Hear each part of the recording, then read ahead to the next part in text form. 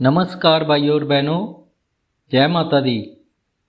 एक बार फिर से आपके अपने YouTube चैनल ज्योतिषचार्य पंकज नैयर में आपका हार्दिक अभिनंदन है। कैसे हैं आप सब लोग? ये बताने के लिए कमेंट बॉक्स में जय माता दी ज़रूर लिखें। दोस्तों, आज के इस वीडियो में शनि ग्रह के वक्री होने के बारे में आपको पूरी जानकारी दी जाएगी।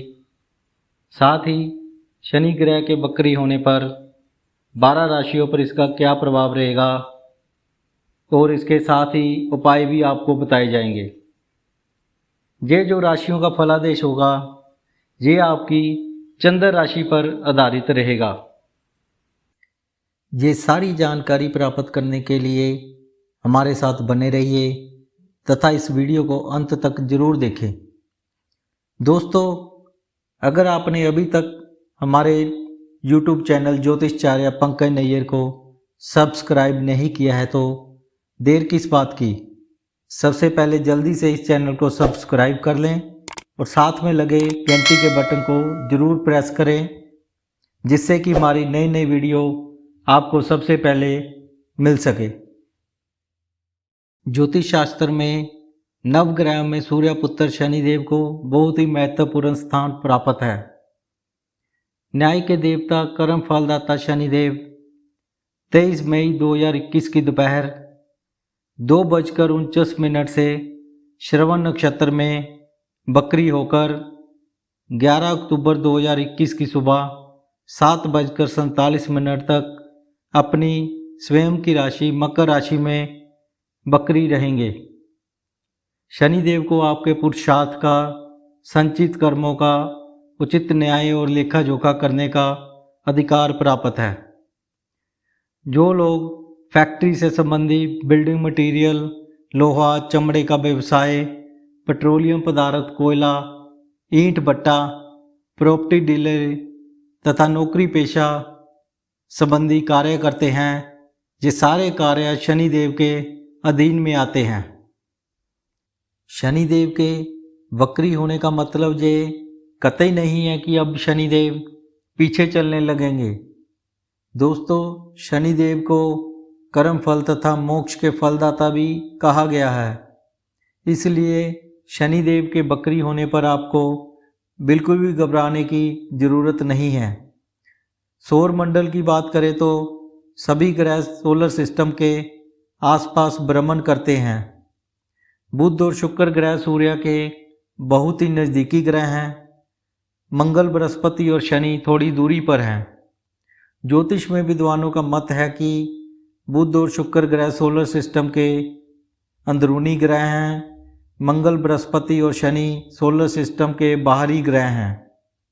जब भी कोई बाहरी ग्रह मंगल, बृहस्पति और शनि जैसे पृथ्वी के नज़दीक आ जाता है तो ऐसे में उस ग्रह की गति धीमी हो जाती है और पृथ्वी पे देखने पर हमें वह ग्रह पीछे चलता दिखाई देता है, जबकि ऐसा बिल्कुल नहीं है।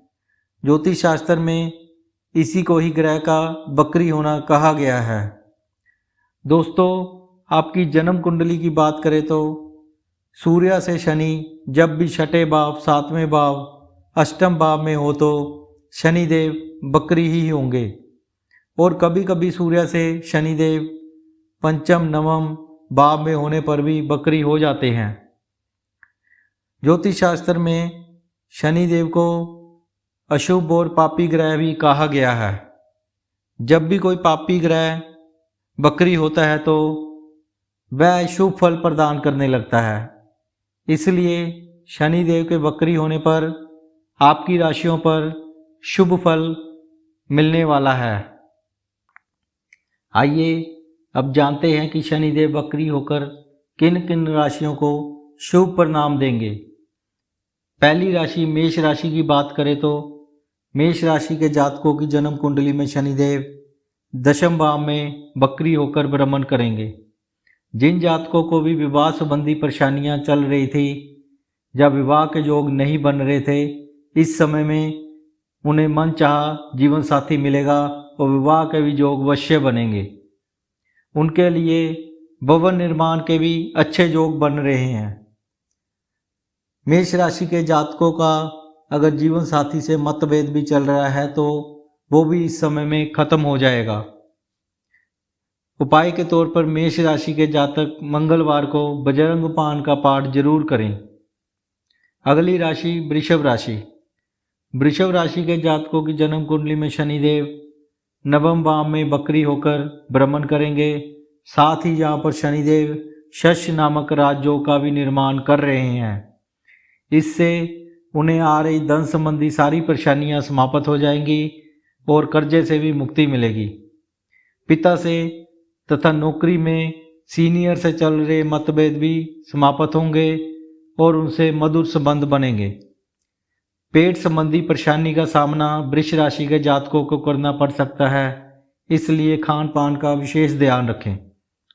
उपाय के तौर पर गाय को 5 गुड़ की डली मंगलवार को खिलाने से उन्हें शुभ परिणाम मिलेंगे। अगली राशि है मिथुन राशि। मिथुन राशि के जातकों की जन्म कुंडली में शनिदेव अष्टम भाव में वक्री होकर भ्रमण करेंगे। आपको एक और बात बता दें कि मिथुन राशि के जातकों पर शनि के डैये का प्रभाव अभी रहेगा। मिथुन राशि के जातकों को जीवन साथी के साथ कला की स्थिति का सामना करना पड़ सकता है, इसलिए वे अपनी बोलबानी तथा गुस्से पर नियंत्रण रखें। ससुराल पक्ष से भी मतभेद इस समय में हो सकते हैं। उपाय के तौर पर शनिवार को पीपल के नीचे तिल का तेल का दीपक जलाने से उन्हें शुभ परिणाम मिलेंगे। अगली राशि है कर्क राशि। कर्क राशि के जातकों की जन्म कुंडली में शनिदेव सप्तम भाव में वक्री होकर भ्रमण करेंगे।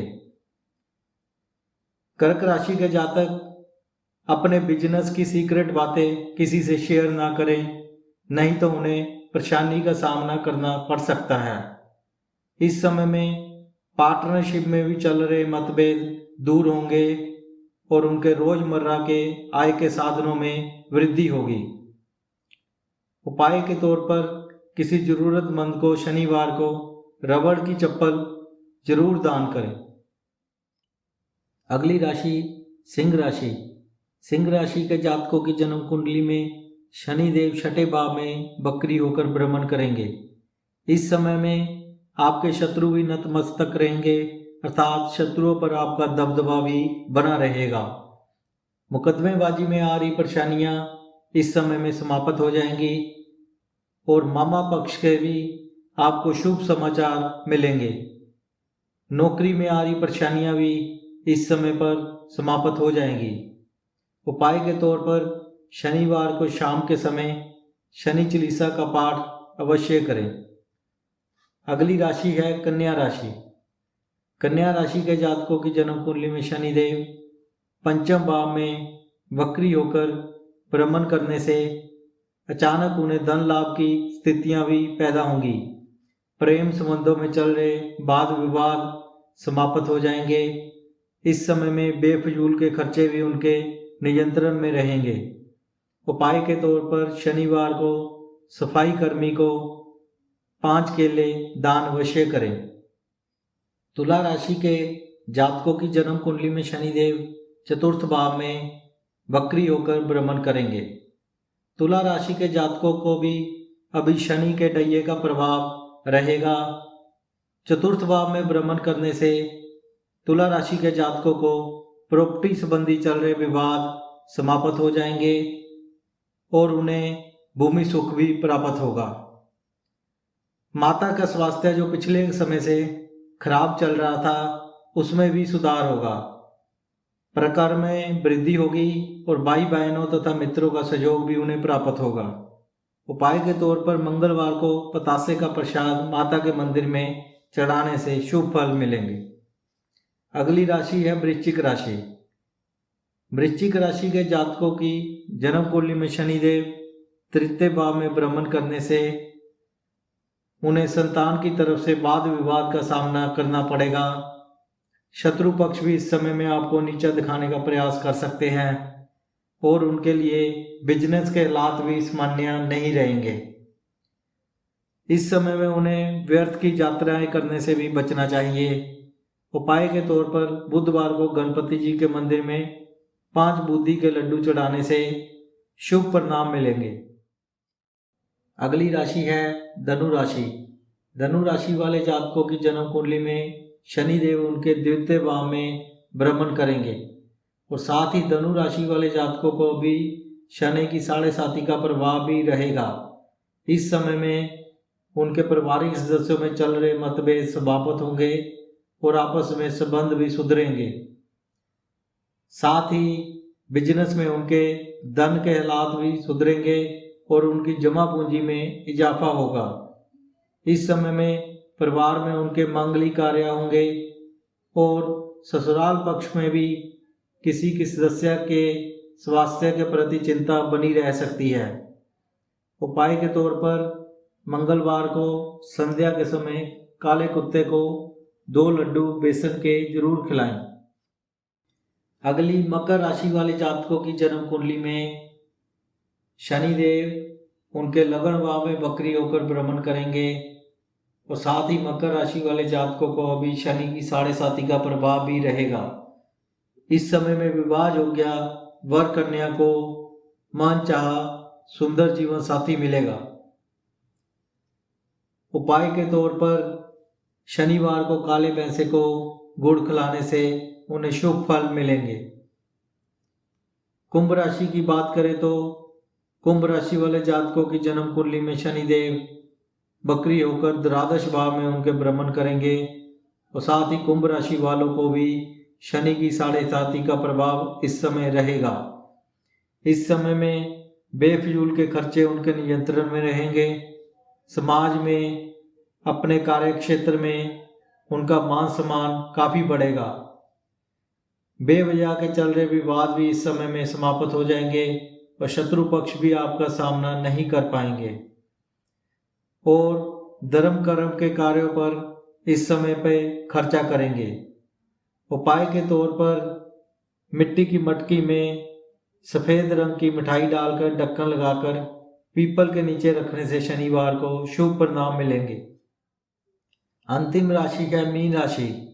मीन राशि के जातकों की जन्म कुंडली में शनिदेव उनके एकादश भाव में बकरी होकर भ्रमण करेंगे। शनिदेव इनके लिए पहले भी अच्छे चल रहे थे और आगे भी वर्तमान में बकरी होकर आपके आय के साधनों में बढ़ोतरी करेंगे। साथ ही कार्य क्षेत्र में चल रही परेशानियां भी समाप्त करेंगे। जो लोग नौकरी पेशा हैं उनको इस समय में प्रमोशन में आ रही रुकावटें दूर होंगी और उन्हें नौकरी में तरक्की के योग भी बनेंगे। उपाय के तौर पर मीन राशि के जातक किसी गरीब को भुने हुए चने खिलाएं, इससे उन्हें शुभ परिणाम मिलेंगे। आशा करता हूं कि मेरे द्वारा दी गई जानकारी आपको पसंद आई होगी और जो लोग मेरे इस चैनल से नए जुड़े हैं उनसे मेरा निवेदन है कि इस चैनल को सब्सक्राइब जरूर कर लें तथा इस वीडियो को लाइक कमेंट तथा अपने दोस्तों रिश्तेदारों को शेयर जरूर करें, जिससे कि ये जानकारी उन तक भी पहुंच जाए। और जल्द ही एक नए विषय के साथ आपसे फिर मुलाकात होगी। जय माता दी।